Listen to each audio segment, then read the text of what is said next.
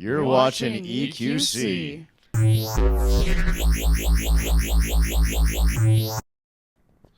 my name is Mick. I play drums in the band. I'm Jamie. I play the bass and back vocals. I'm Steven. I play guitar and I sing. Awesome. Thanks so much for being here today. That was such a fun set. Thanks for having us. Of course. Very nice. Let's start off Inception. Can you guys tell us how Nightgrass came to be? Sure. Well, we were mentioning that we had that other jam space at Marsonic. Nightgrass came to be when we first got that place. Me and Mick started jamming there like 10 years ago.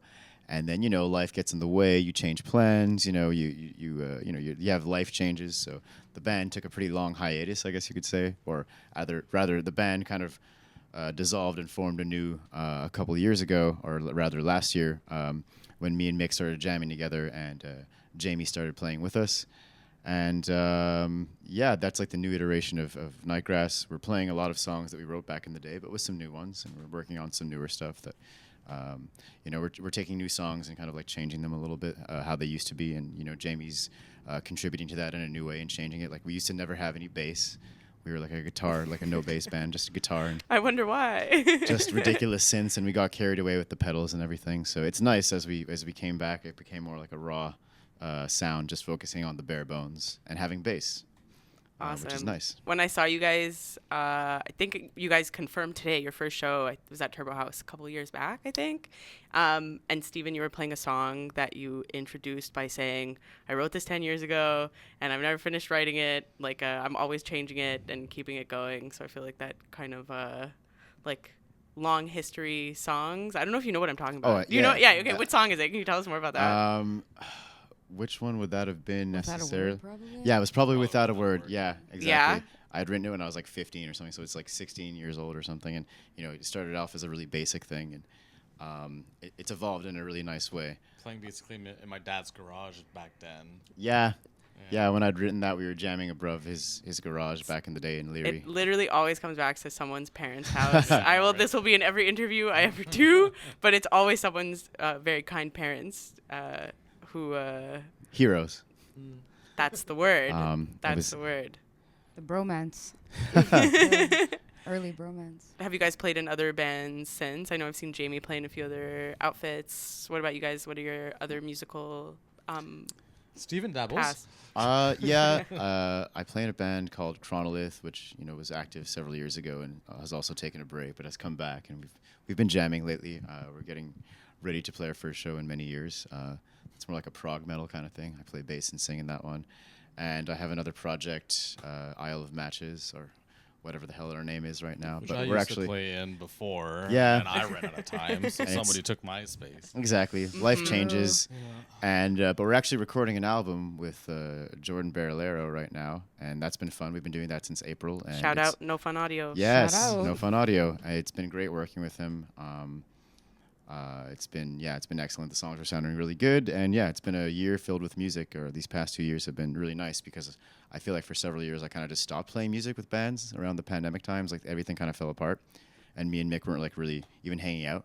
And then it was nice to rekindle our friendship and connect through music and play songs. And Jamie was always motivating us to actually play shows and kick us in the ass. And Nice. I am the that. kick in the ass. yeah, because if not, me and him are just Always starts by like, I don't want to be annoying, but can you send me these darn videos? Yeah. Chop, chop, TikTok. That's it. The Honestly. post needs to be posted. Yeah. It needs to move. It's been great having her in the band and the pushing us. momentum. Yes, with the momentum and the necessary things. Yes, that was she has dropped. experience being in other bands, as you were saying, and going on tour and stuff. So Yeah. it's been nice. Like, that song Without a Word, I feel like it didn't make sense when there was no bass, and I was struggling to do too many things at the same time. And just having her play bass, I could just not play guitar for a couple seconds and just sing into the microphone. Yeah. Actually be a front man for a couple seconds, 'Cause Sick. when you're a trio. Oh, sorry, I wasn't speaking in the mic there. It's okay. When you're We'll get a it. trio, you have to fill up a lot of space, right? When you're singing at the same time. Yeah. So that's why I'm sweating a lot, because Yeah, plus you're a performer. Like, you know what I mean? Like, you're really sending it fully. full send, Full Full send. send. never coasting. That's what we do. Yes. That's what Yes, we do. yes, yes. Um, Fun BTS. Steven because- broke a string during Yes. our session. So that's how sending it, he sent it. It's not really a jam. Cut you know. that, cut that, cut that, Hell cut that, yeah. cut that. Yeah. Thank you for having the strings, by the way. That was great. I'm glad it came in handy. But it was good to get that out of the way, and that we could keep playing the session. And I thought it was pretty fun. What was I gonna say? But overall, these 3 songs that we played today are pretty indicative of the direction we want to go. Especially that longer song we played. Mixing sort of like garage rock doo-wop stuff, but with like some little like lo-fi jazzier tones. There were some fun jazzy riffs in that song. Like yes. it gets really your thumb is working. some like folky influences. As before, Elliott Smith was a big influence for me as a guitar player. Awesome. So I like to sprinkle in a couple of things in a song, so it's not just static. There'll be like a little surf part. There'll be a punk part. Oh yeah. A lot of our foundation. Me and Mick played in a punk band when we were younger together. That's how we kind of our friendship, developed. Jamie was always playing in punk bands and stuff. So as much as our songs and our music is not punk, there definitely is some punk aspects to it, and the energy. Oh, 100%. Yeah, the heart of it is that kind of energy. Awesome. I would say. Hell yeah. Sick. What about for you, Jamie? What's your perspective on coming into a band of 2 dudes that have been buddies and jamming for a decade? Well, I feel like we've known each other for X amount of years, so like it was super natural for me. I felt like just hanging out with good friends that that we would probably be jamming on the mountain and with other people, like same circle of musicians and friends, and so it's very easy and nice, and I Awesome. feel very at home. It comes off that way. Yeah. You guys seem to give very family sibling vibes. We've you had know, this relationship with Jamie for I don't know how many years. We're a bit we don't know when it started. But it's the kind of person that we like. You go to a party and they're always there. Yeah. So we never call each other, but every week spend time together. Yeah. That's kind of where We were just talking about this, I think, last night or the night before. You're like, when did we meet? And we were like, Yeah. we'd have no idea. We didn't know. It sounds like a good time. Yeah. Whenever it was, I'm sure it was a But good time. it was a while ago. Yeah. you know. Like over 10 years. Yeah. That's so fun to also see like personal relationships develop, but like artistically, and like having a song that you've been sitting on since writing since you're 15, and you're not letting it go, and you have someone that gets to like breathe a new life into it. Like exactly. It's cool. You guys are all growing together. Like it's awesome. Mick was like sick of that song, and to be quite frank, before in the former iteration of the band, I was pretty sick of that song too. That my parents were sick of that goddamn song too. But it did develop nicely. It's just like little riffs and melodies. It's 3 chords the whole time, 4, and then you mix in some little half jazz things, and you got a little song going, and Yeah. it's some backup Subtleties in it vocals. now because it's very repetitive, but Yeah. then we've managed to actually bring it to another. It's the little subtleties, the little in between parts, Sick. The details. the Sick. details. What are your guys all like musical backgrounds? Are you all like self-taught? Do you guys take lessons? Like, what's that? I did not take any lessons whatsoever. Yeah, I learned by YouTube. I am YouTube and Ultimate Guitar trained. I I s- came from the school You know- of UG. It exactly. So you don't need to be classically trained. Me and Mick did play saxophone in band in high school for Sick. 5 years each. Yeah, that's where we. That's how we learned, to like, You guys how- both played saxophone? Yeah, he Yeah. played tenor and I played alto. Yeah. Not in the same class, mind you. No. But we were in the same high school, and that was actually really good for learning musical foundation. We still have saxophones too. We whip them out once in a while, but I was thinking about bringing those on Thursday, but like. Oh, having a yeah. jam session. Oh, tell I us know. what's going on Thursday. Oh.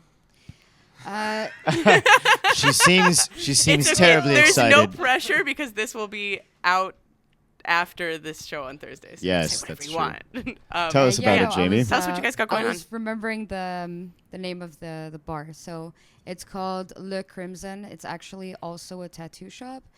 We're playing with Alice in Wonder Band, which is Our friend Allison. Our friend Allison that we've known for quite some time as well. And it's going to be an early set from 6 to 9. And we're just going to pop on there on that tiny little stage and send it as much as we can. Send it as much as space will allow. Exactly. Yeah. Awesome. What if we just put the drum on the stage and you are off the stage? Yeah, I guess we should That go. would make sense. We're We don't working smash something into here. anything. We should go take a look at it. Yeah. Okay. You got to scout it Gotta out. go You got to look scout at it. it out. See what's up. Layout You is know. very important. They're afraid we might send it too hard, and to be honest, I don't blame them. But yeah. Sick. And I mean, you guys have played in other bands, obviously, and all that. you want to shout out some venues maybe? I don't know how many you guys have played as Nightgrass. I've seen you guys at Turbo House, but what are your favorite venues to perform at versus like go catch a show at? Well, I guess our first show at Turbo was nice. Like Turbo was a It was great. very nice. I mean, you can't, Turbo you can't, obviously. You It can't was not give great. a shout out to Turbo. I'm sure. Yeah, I mean, obviously, everyone's Turbo gonna House shout is out, but I mean, they are the place that's keeping it alive around there. And honestly, the show was awesome. I think there was a noise complaint even because of us. You know, How on maybe topic? it was How us, on but topic? Maybe very. not. It's like speculation. It Might could have been not us be. that night. It was like either that night or the night after. But I did the send it at dates the end. correlate with The dates correlate. And I I'm was still saying this is the night I was talking to the after. sound guy. I'm like, don't worry, we're not like a metal band. We're not going to be that loud. And like, I just have like my combo amps and stuff. You know. Yeah. And then like by the end of it, he's like, you're actually much louder than most bands. And then at the end, like for our last song called Love Snake, we do this tremolo disaster thing where anyways, you'll catch it at some point. I think I've seen it. Yo, you caught it think that I night. have Yes, seen it. exactly. I've So been and then usually fortunate. at that point, I just dime everything at the end. So just at the end. The funny thing is, like, we've played the last show at Cafe Chaos before it closed down. Stevens played the last show at Catacombs. At Catacombs. No before it way. Yes, shut down. yes, we were like the Yeah. the night There's before. a few of these, like, I think the one place we didn't play that closed down is like That's true. At Divan Orange. We didn't play there. Yeah, if No. you guys had played La Tulipe, that would have been real. No, but we did. Our first show was in Montreal. We're at a little dive Yeah, sketchy oh thing my called God, Café Lenko. Lenko, Café which Lenko. was Oh next, God, Linko. which was Yeah. next to La Tulipe. That was a little shithole. We were this little pop punk band from Chateauguay coming in, and like there's all these screamo bands, and we're like playing Just Like Heaven by The Cure, and just trying to hold on for dear life. These guys with stretchers everywhere looking at us. We Like, drove into the city just for this. Let's go. yeah, but it was a good experience at the very least. It's like. I would like to play at Let's Go though. That would be cool. Yeah, we had played Lesko when it was like the older version before Jamie was in the small band. one. We That were at a was show fun. at Lesko last night. Like the sound's really Yeah. great there. Oh, nice. That's probably like the bass line. I was just saying, we were saying that to Omar. It was like his first time there, and that's the bass line, like, medium-ish venue with a good sound that you can book. It's just like, they're a bit stringent with the rules for booking, with good reason. It's just that, anyways, it's a Yeah. great location for sure. And the Sick. sound is really good. Every band I see there is usually like you can hear everything pretty clearly. Love it. The Fringe Fest was cool. That was fun. Yeah, Oh, you yeah. guys played Fringe Yeah, this about year. Fringe That was Yeah. fun. that was really fun. Yeah, it was a good setup. Oh yeah, that's a story and a half actually. Oh, please. Yes, I need to ask for another story too Let's after. go. Tell us about Fringe. Oh well, no, someone else tell the story. Oh, you did it. You started. You're doing great. Okay. So we were told that our time slot was like at 3:00, and that was fine. But then it turned out that it was supposed to rain, Oh. and we were like, okay, is it on? Is it off? Is it on? Is it off? And the weather forecast also was changing with all of this. And at some point, we're all looking at our weather apps, trying to figure out if we're gonna make it. And this guy is the best one, apparently. Yeah, I'm the best, master. He's the best farmer. one. Yeah. And we found that it was just gonna rain like a little bit Yeah. right when we were playing. So It seemed doomed the day before. Yeah. It Like seemed it seemed doomed, doomed. yeah. It had been raining on and off. There was a sidewalk sale on Saint Laurent. Like stuff was getting ruined for it, and it seemed really unlikely the day before that we were going to be able to play. And then the day of, it wasn't raining, and we trekked there and we got there and we're like, we ran "Hey." there. Oh no, they were there. I ran there. Yeah. I ran there. Fashionably late. Fashionably Coordinate- late. In a red dress coordinator. though. That was a good dress. Thank you. Yes. And it started Absolutely. pouring right before the game. Yeah. Right as we're about to go on, of course, it was fun for the band before, but right as we're about to go on, like, it starts pouring. But the Yeah. speakers are wrapped in garbage bags. Oh my They come with a God. tent, They We're were like- so efficient. They were very efficient, I must say. It took Team them, for like- Fringe, that was them like 2 it was like seconds, yeah. changing Shout the out wheels in Fringe an F1 team. racer. They were Yeah. like, let's go, let's fucking go. It's like, It really we was. go, we're waterproof. Go Yeah. on. Like, Show Oh, must that's go awesome. on, and Threw up a I'm tent, there yeah. plugging stuff in. But monitors are covered in garbage bags too, and I go to plug in my stuff and my pedals and stuff, and there's rain accumulating because it was so it was really strong rain, not for like a long time. But it was like, psh, and then it's like the tent in front of us, like as we're like starting, water just pours like in front of me like a waterfall. And there was hella wind. It was hella wind, so it's like there's a video of it, like Yeah. my hair's blowing in the wind, and it's like and then like as we're playing the first song, the sun comes out. Literally, and there was butterflies and everything. Yeah. And like Yeah. butterfly just flying around. Yeah. You know, Wow. And then, Did you guys and get a it- rainbow? We still had a decent crowd, and it That was ended up awesome. being a good show. I feel like we played a good set. That was our last show. We were busy this summer, so we took a little bit of a break, but we're getting back on it. Hoping to have like a little EP demo thing this winter. No specific date, but just like 3 songs, something similar to what you heard today. Perfect. Well, if it's anything like this, we're always in for such a treat. It was really fun to hear you guys play, and the songs kill, and I can't wait for everyone to hear them. It's gonna be great.